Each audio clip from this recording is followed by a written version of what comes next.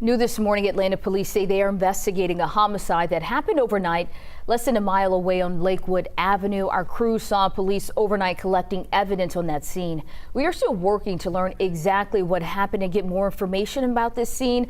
We'll bring you those updates as soon as we get them and give them to you on 11alive.com. I had to show y'all that because a lot of people thought that the playlist that I put at the end is always a playlist right here with the 4Pf Rico. And people thought that it was a red herring. No, it wasn't. So let me show y'all what the F just happened. Because today is the day that these dudes messed up. Let's go. So let's start with the beginning of this. A lot of people miss this part right here. Just notice I didn't bring my SD card for today's hearing. So she's not going to be able to record it. But what is interesting is Investigator Vivarito was on the stand. We are listening to wiretap calls. Someone mentioned that little baby had tickets on some people's heads. 4PF, OMF, Goodfella. Defense is questioning Investigator Vivarito, a heated discussion about gang association and membership determination between Attorney Tevis and Vivarito. Judge Hughes had to intervene. Now, here's where it gets interesting. The head of Georgia PD Counsel's gang unit reportedly said his office is preparing to defend against a potential RICO.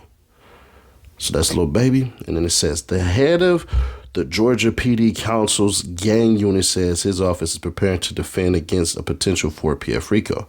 Has Fulton County learned nothing? And then that's the neon flag. That's George Cheedy. So there's that. Then it says wiretap shocker.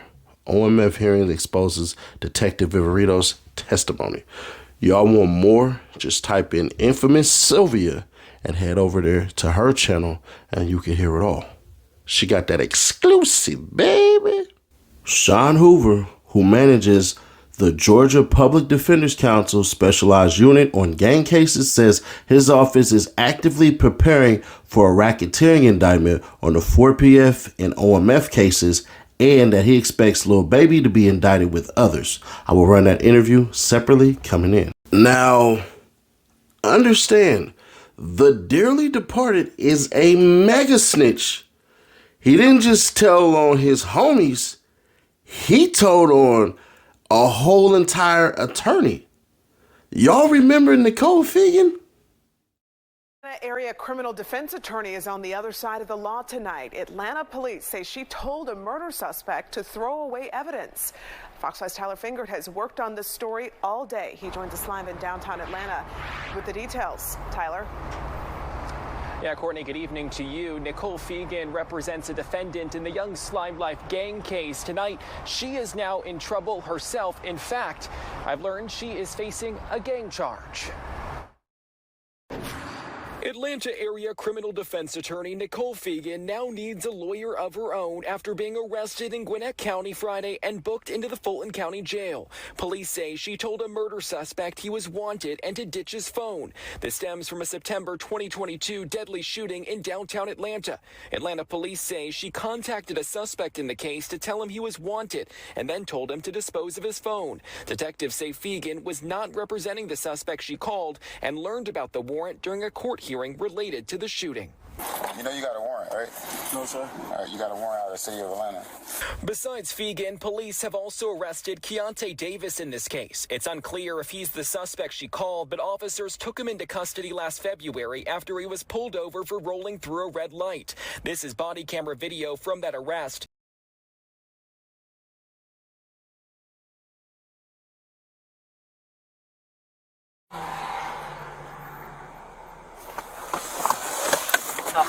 Checking on you on Marietta Boulevard. Well, did you call? Good morning. Good morning. Yeah, my name is Officer Lane, City of Atlanta Police Department. The reason I pulled you over is because right there at the light at Piedmont and Peachtree, is stop means stop. That means all wheels got to stop. You didn't stop. You just kept rolling on through and made the right turn. I was on the phone running my mouth. All right. So you got a driving license? No, sir. I'm just get your first and last name. Keontae William Davis. You got a picture of it? I I'm going through my phone looking for it. I live right there. I was coming from my mama's house. Something happened over there. Here we go. I was on the phone running my mouth. I'm sorry. Zoom into the picture so I can see the numbers. Yes, sir. Gotta zoom. 05 I'm good. 89 70949. I just left from the gas station right there. I was on the airport running my mouth. All right. I live right there at the Cyan. Okay.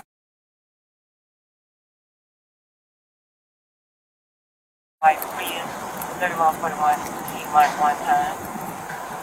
All right. So Neither cut the car off for me. All right. So you know you got a warrant, right?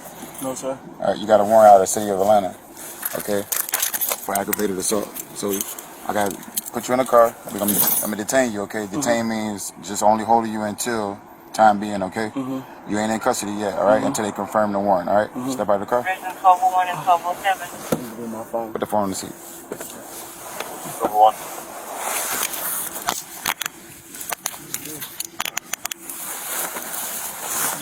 You can disregard. You go by any other names? You didn't know you had a warrant out? 1206 and 1207. Copy. An honorable alarm at 600 Beach Street, got Battle one? Avenue. Yes, sir.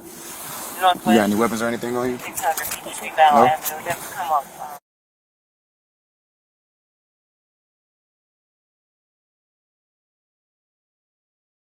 Davis is accused of taking part in the deadly shooting, which police say started as an argument. One person was killed and another was injured in that case. Davis faces at least 2 charges, including murder. I'm confident that you'll come back with a verdict that speaks the truth. For Fegan, the allegations are a fall from grace for a defense attorney who has been considered a rising star. In a 2019 Facebook post, she shared this article about her from Atlanta Attorney at Law magazine that calls her the new generation of criminal defense attorneys. Fegan faces 2 charges: participation in criminal street gang activity and solicitation to tamper with evidence. Fegan represents YSL defendant Tenquarius Mender. And Fegan has been booked, but at this point, we will not be getting her mugshot because of system issues related to that, related to the cyber attack that happened last month. We are live in downtown Atlanta tonight. Tyler Fingert, Fox 5 News. Hey, yo, you. Can you subscribe and turn on that bell, too? Because when you do, you're helping unbiased, independent news.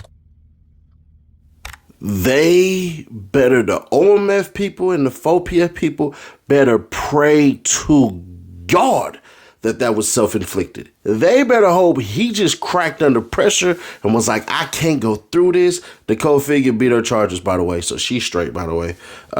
Yeah. But, man, they better hope he did it to himself, because this right here will put an indictment on the judge's countertops tomorrow. And the reason why the public defender's office had to say that, because they had to have preparedness. They had to have readiness. They have to defend a couple of people. It's not like you're going to sit here and find out, yeah, Lil Baby just paid for everybody's lawyer. One of the best things that Lil Baby did was do them interviews, but it's one of the worst things that he did. Because he should have never publicly acknowledged a doggone Rico, ever. Career, my whole life for nothing. You know what I'm saying? Something I really ain't did. Like I really don't got no part of. And then you got people calling you every day, and you got comments on the internet saying you gonna get a Rico, and you like, I don't even think people know how serious that is. You went from 4PF to glass ceiling, and obviously Glass window. Glass window. Right. And of course, 4 Pockets 4 had to come to an end. I mean, why you say of course? Because all the that be going on and I had to start learning that other people actions I could be held accountable. Bruh, at the end of the day, it's not what you know, it's what they can prove. But it's also how you show the difference in what you're doing. I'm pretty sure, 100%, that he thought, man, I'm going to get ahead of this, so then my closing statement and all of that stuff and everything like that will be exactly what I said, because he said this. Yeah, when I found out that people was doing bad and they said 4PF name, and basically, bruh, that's that. And I know y'all just seen the clip, but still. But basically, bruh, you got to wear orange rags, red rags, and It was a rudimentary class in how to falsely deceive. It's not about your future. It's about your past. They dug up stuff from 2014, 2015, and even some 2012, with that being the beginning of YSL in that entire Rico. And they never know what they're talking about. Do we really believe Vivarito is that intelligent? No. But do we believe they're winding up for another one? Yes. And everybody who's talking about taxpayer money and all of this stuff and everything like that, let me help y'all out, bruh. I told y'all, Fonnie Willis was going to literally bring another Rico and try to piss the whole city off. But what she's going to do is parade around those two dead young men. And that's going to be the catalyst that does it for everybody. Who shot and killed two teenagers and wounded a third. It happened just after midnight on Spark Street in southwest Atlanta. Fox 5's Brittany Edney joins us now live from the scene. Brittany, what have you learned about those young boys? It has just been an extremely tough day, as you can imagine, for all of their families. In fact, several people have been bringing balloons over and other flowers and photos and things to leave where this all happened. But some of the photos, they're actually happy birthday balloons and cards and things of that nature, because one of these teenagers actually died on his birthday. Investigators say 13-year-olds Jacody Davis and Lamont Freeman were killed at a shooting off Spark Street early Tuesday morning. One neighbor described how the boys always played with her kids. Everybody who knew the two would say their smiles could just light up a room. I mean, if you met them, kind of just draws you in. Big energy, big personalities. Freeman's cousin says the teen was just hours away from celebrating his big day. He just died on his birthday. Adding the boys all spent their free time outside in the neighborhood. Ride bikes all around the neighborhood and stuff like that. That's pretty much all they did, was ride bikes around the neighborhood, go to the park, play basketball all the time. We'd come to youth groups sometimes with us at our church and involved in the bike shop, and just this whole community is reeling because it's a tight-knit community, a tight-knit block. His family says 12-year-old DJ Davis was shot in the foot and underwent surgery. A young kid who was always with his older brother. With the brothers, the last time I was around them, they came to my son's football game to cheer them on, and they were kind of their hype crowd. Dozens stopped by to support the family as a memorial grows with balloons, flowers, and photographs. They're sweet kids, they're great kids. We know God made them, and we're just going to miss them. And they did matter. They mattered a lot to all of us right here. So. And new details we have here at 6. I just spoke with DJ's mom. She told me that she just came back from the hospital on the young boy who was shot and had to have surgery on his foot. She says it is still a long road to recovery. In fact, in a few days, they anticipate needing a secondary surgery. She right now, of course, in tears and just really trying to comprehend how all of this has happened right now, being surrounded by a lot of love and support, friends, family, and this entire neighborhood coming together again as they try to just reckon with this tragedy of 3 young men being shot overnight. The theme of this case is grown men playing gangster that left 2 of our children in graves and a community in fear. Investigators say the gang rivalry that led up to the shooting was sparked by an Atlanta-based rapper. Decided to go over into a rival gang stronghold and shoot a music video in a place that he knew he should not have been. And in the subsequent days, we saw homicides and shootings. We obtained the arrest warrant. It states the string of homicides started with a shooting and a little baby rap video. Investigators say the gunfire that resulted in the children's deaths was a gang retaliation orchestrated by phone by someone behind bars. There was a hit called by a high-ranking gang member on the opposite side of that opposing rapper's gang. And I'll tell you today, that gang was Goodfellas. Some who live in the neighborhood welcome news of the arrest, but doubt it'll stop gang violence. Shooting is not a problem. It's the people that come into the community that doesn't reside here. But, I mean, it's messed up what's going on. The Atlanta office of the FBI assisted APD in this lengthy and very complicated investigation. We're told that 5 of those who were arrested were already in jail on other charges. Live inside. So they're going to parade the kid who survived as the one person who's going to come in there and make a plea to stop the violence and everything like that, and he should, 100%. But there's one thing that Lil Baby has on his side. Hearsay. Lil Baby is allegedly about to take a dive to the jail system, to Rice Street, pardon me, which he'll be moved. He'll definitely be moved. He won't be there. He'll be like Madonna or something like that. He ain't gonna be there that long. But they basically said, this is hearsay. She said, yeah, there was a phone call that was made that said that Lil Baby got a ticket on somebody's head. Now, the biggest thing that they have is the inception of the gang. And that's the part right there that's going to mess everybody up, because if you have an inception, then it's up to the laws to bring the end.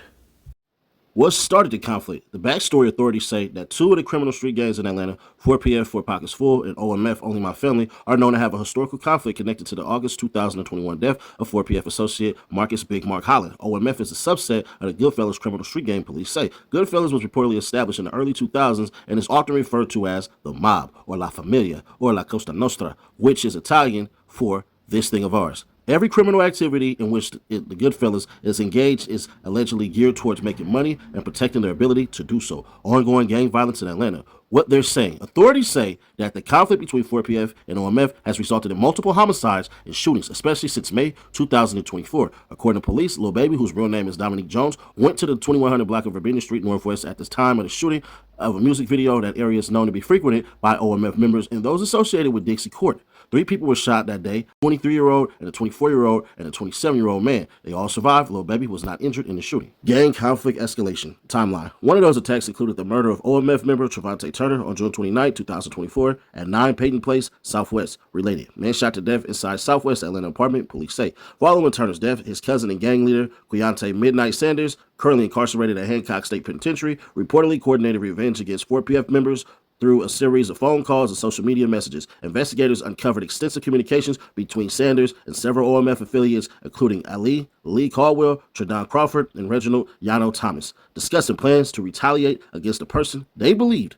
Those communications identified their target as John J. Shot Smith, who is known to frequent the Spark Street area and reportedly has a close relationship to Lil Baby, whom police refer to as the 4PF gang's leader, in their warrant. Investigation and arrest. Dig deeper. On August 21st, police recovered the stolen white Nissan Maxima used in the shooting of Freeman and the Davis brothers at a parking deck on Drew Drive Northwest. Further forensic analysis linked shell casings found at the scene to previous gang-related shootings across the city. Investigators also intercepted phone conversations between gang members discussing the incident and efforts to cover their involvement after the boys' deaths. Richard R.J. Hollis, a known OMF associate, was overheard instructing associates to destroy evidence, including a pair of shoes and social media accounts. Additionally, a confidential informant provided information from a third party implicating the Keithion J-Man Mobley in the shooting. The informant told police they had learned through a relative that J-Man really wanted Lil Baby, but it was hard to touch him. Instead, he was hoping to catch another individual associated with 4PF. The informant claimed that Mobley was unaware that the victims were children until after the shooting.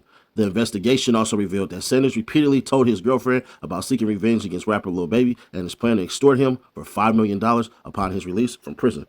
Well, don't seem like he's getting out of prison no damn time. Now, will they give Lil Baby a deal?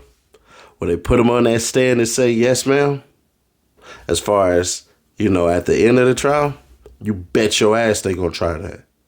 It's kind of funny how they was making fun of Gunner, but now tables have turned. And everybody probably thinking to themselves, he's not arrested yet. He's not arrested yet. He will be. He'll be fighting, and he'll be fighting, and he'll be fighting. And ultimately, he will come out on top. And when he comes out on top, I don't want to hear anything about anybody saying what I know they're going to say. Oh, he's guilty. He's all of this. He's all of that. He ain't guilty of a doggone thing. He already did his crime and did his time.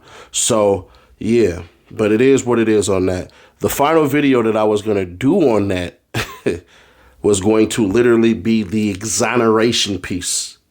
So as long as this video does what it's supposed to do, we'll get that done. But boy, there is a lot of stuff to cover for the mall. So y'all be back here, man. Let's get this video to 6,000 1,000 likes. Yes, yes, yes. Or 7K likes, whichever one y'all want to do. So that way we push this in the algorithm and we wake up these stupid rappers, because that sheet is slowly getting filled out.